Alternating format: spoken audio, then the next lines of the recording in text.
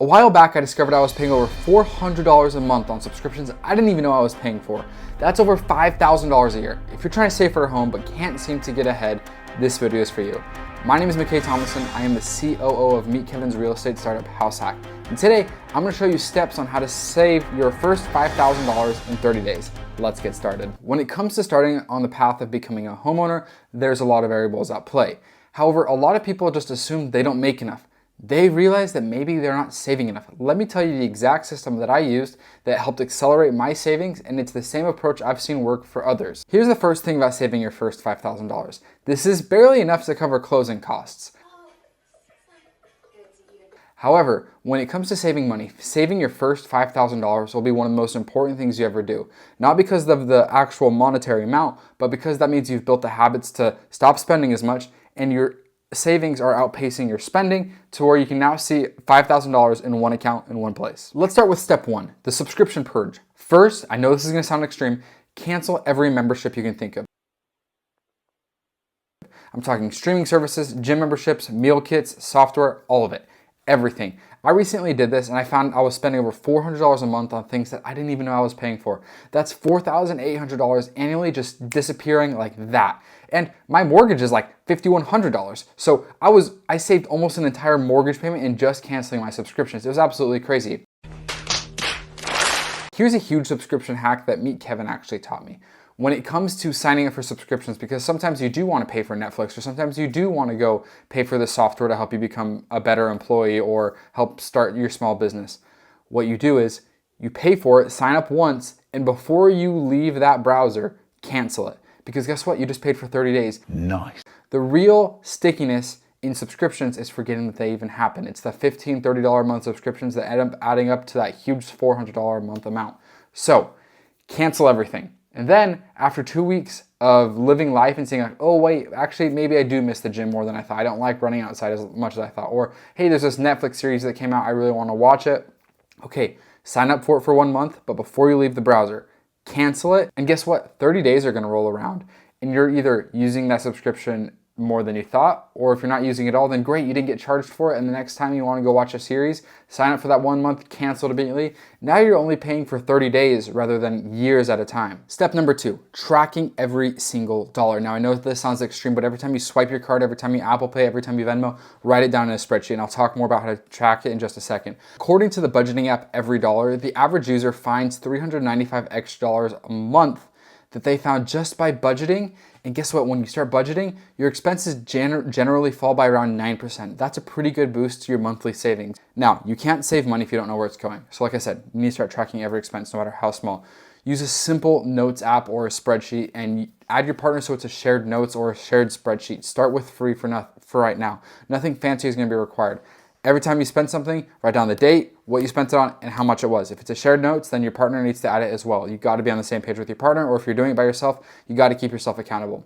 Most people are shocked to discover where their money actually goes. The awareness alone can cut spending by, like I said, 9% without even any major lifestyle changes just by tracking it. Step number three, here are my recommendations for the top 5 expenses I think you should cut out of your budget on your way to becoming a homeowner.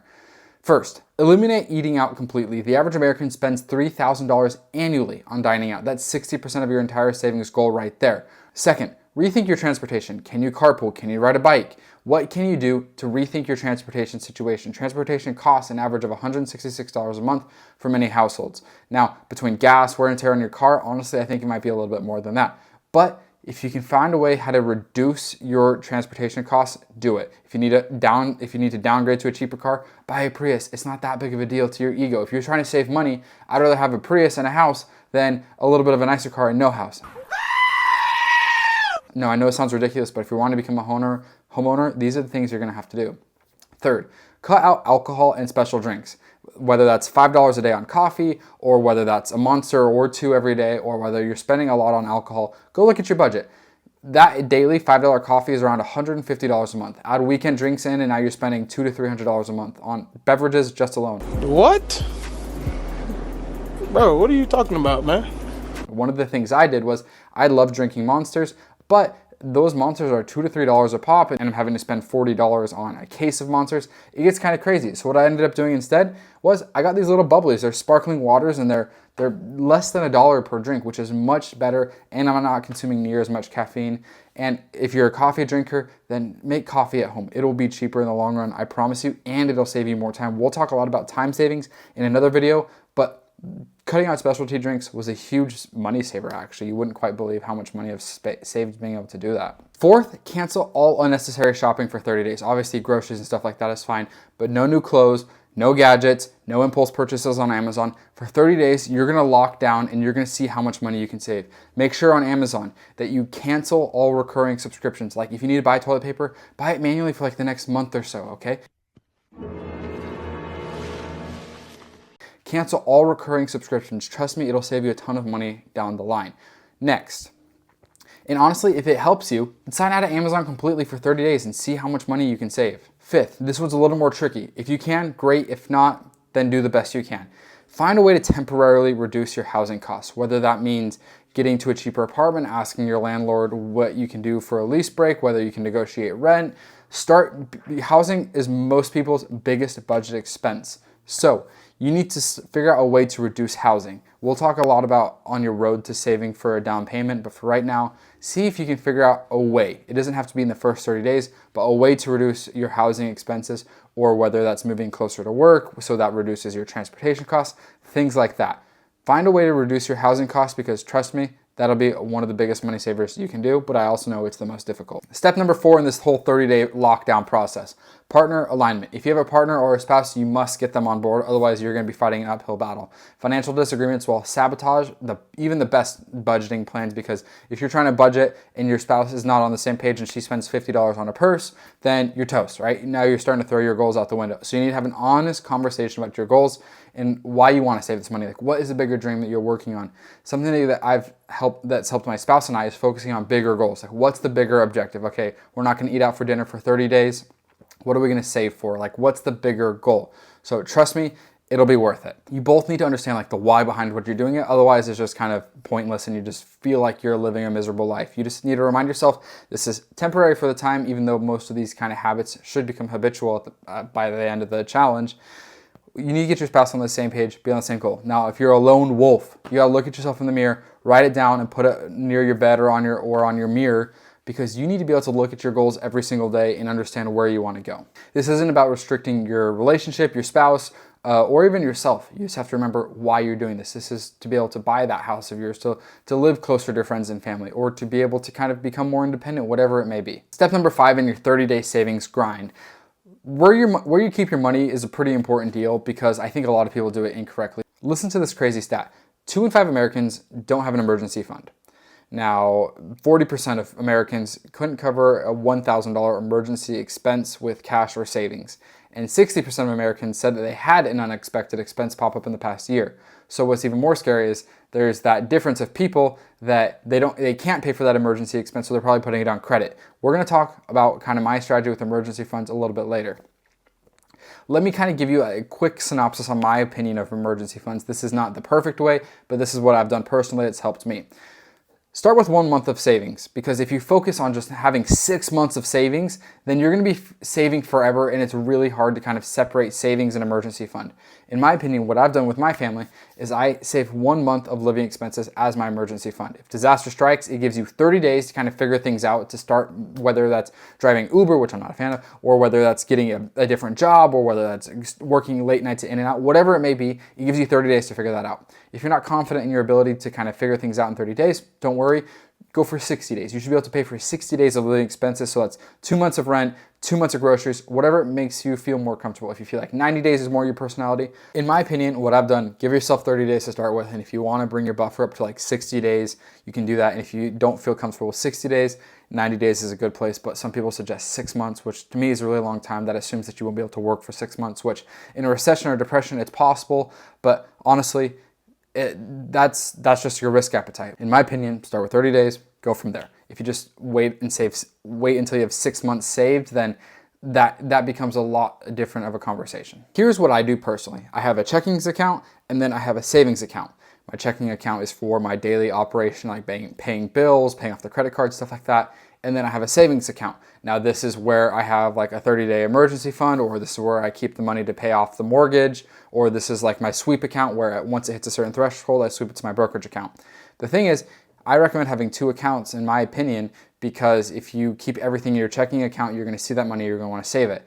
Now the problem with a savings account, which we'll talk about here in just a second, is if you have a savings account, you still open your banking app and you can still see both numbers. In my opinion, if you see both numbers and you feel rich, then you're not going to be budgeting as tight as possible. It's okay to feel poor. I know that's going to sound like crazy to say, but it's okay to feel poor, because then you're going to remind yourself, oh, that's what I'm saving for. So what I like to do is I like to take, after a certain threshold, just say your threshold for an emergency fund is $3,000. Okay, everything after $3,000 gets swept into a brokerage account with like Robinhood, for example. Now, you can keep an emergency fund in Robinhood, but just keep in mind it takes 2 or 3 days to move money between brokerage accounts and checkings and savings account. So if you want to keep your emergency fund in your savings account, you can do that, but set a threshold with yourself that's like, okay, after $3,000, I'm going to move every dollar after $3,000 to my Robinhood account. That way, that big, because hopefully that amount in the Robinhood account continues to grow bigger and bigger, just sitting in cash. I'm not talking about stocks or anything right now, but if you put it in an account that is not your banking account, that is money that you won't see and you won't feel as rich, which I think is honestly really important when it comes to budgeting and wanting to learn how to make more money. Is you want to feel hungry, because if you see $10,000 in your bank account, you're not going to feel as hungry, okay? We're going to talk a lot more about that, but that's just kind of generally my flow of money. Is I have a checking account for my daily operations, savings account to kind of like pay the mortgage and stuff like that. And then after a certain threshold of my savings account, then it moves to my brokerage account, which is where I save for down payments for like my primary property or my down payment for my second property, things like that, okay? And then worst case scenario, then your brokerage account can become your alternative savings, which your alternative emergency fund, okay? So when an emergency really strikes, you're not really gonna care about the down payment, you're gonna care about solving the emergency, however big that may be. Just my 2 cents, just my opinion, that's what's worked for me. Step number 6 in your 30-day grind. Let's talk about prioritizing expenses. Now, if you start Googling like how to budget, you're gonna get all these pie charts and these ratios, and here's what you should do and shouldn't do. At the end of the day, those ratios are only as good as your expenses. So here's what I recommend. You have to kind of identify your needs versus your wants. Needs are things like rent, utilities, insurance, transportation to work, groceries, and minimum debt payments, okay? Those are kind of your needs. What I do is I take my needs and I say every dollar is that, like if I get a paycheck, I attack my needs first, then everything else goes to savings, and then like we talked about, if it's over my savings threshold, then it goes to my brokerage account. I pay for my needs first, and then all the other money moves away. In my opinion, I like to keep as little money in my checking account as possible, because that feeling of feeling poor or feeling broke will keep you hungry to keep making more money and to keep saving harder. That last bullet point was minimum debt payments. When all this budgeting, don't forget to pay. Like if you have credit card debts or you have car loans, it's really important that you don't forget about those and you don't default on those, because that'll really hurt your credit. I'll have a whole nother video talking about credit and kind of what to do with debt payments, but it's really important. Don't default, make your minimum debt payments. Categorize that as a need, because if you mess that up, like I said, your credit score is going to get hurt. Now here's the thing. If you're finding that after your needs, you have very little money or you have negative money, we have a lot of things that we need to figure out. If these basic expenses are exceeding your monthly income, we have two options. One, we need to find more affordable housing, whether that's moving in with some family members, whether that's moving into a smaller apartment, whether that's moving a little further away from work. Whatever you need to do to kind of minimize your housing expenses, in my opinion, is really important. Number two, you need to find a second job. This is not the answer that most people want to hear, but if you're not making enough money that you can comfortably pay for your needs, and you're not even talking about wants right now, you're just talking about survival, like human survival, then you need to find a second job, whether that's working at in and out the night shift, whether that's working, whatever it needs to be. Find something that you can do after your primary job to start making more money, but you should probably start figuring out how to replace your primary job too. And I'm not talking about things like Uber or DoorDash or things like that, because you have very little, almost no upside in those, and you're gonna be putting a lot of wear and tear on your car, and in my opinion, it's just not quite worth it for the time that you're putting in. Find a job that you can take at night, that you can have some upside in, that potentially could replace your primary job, but for right now, you just need to try to stop the bleeding, as I like to say. Okay, you need to take care of your needs and learn how to save money. And if that requires getting a second job, in my opinion, that's what you're going to have to do.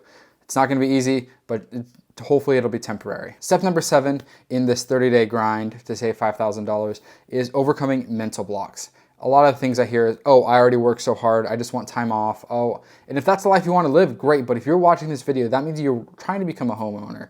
You need to have that conversation with yourself in the mirror, be like, what can I do to save more? Or honestly, after you learn how to budget, and if you're already budgeting well and you just have very little to go into your savings, you need to start asking yourself, how can I work harder? What can I do to earn more money? I have a ton of videos talking about how to make more money, but having that conversation with yourself saying, I need to work harder is one of the hardest conversations, but it's one of the most real conversations you'll ever have with yourself is, I need to work harder. One of the feelings I hate the most is telling my wife when she wants to buy something, it's like, and she knows, but like we'll have dreams and it's like, oh, she wants to buy this house in X place or do Y. And it's like, man, like I want to be able to do that for her. I need to work harder, okay?